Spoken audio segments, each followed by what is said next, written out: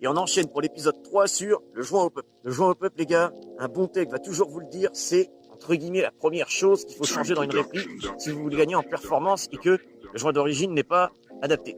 Donc concrètement, ce que je vous recommande, c'est un joint de 60 degrés la plupart du temps, dans certains cas 50 degrés.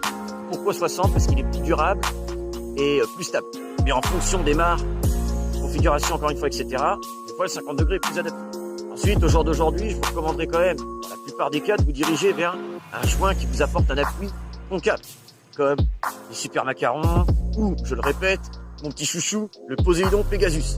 Sinon, un joint qui est vachement à la mode et oui, qui fonctionne bien, ça va être un appui flat, le Quantum. Sinon, si vous avez une configuration aux alentours des 1 joug 2, 0,28, 0,32, vous pouvez encore utiliser un joint avec un appui à bourrelet, style FPS Software Bleu, Prom, etc.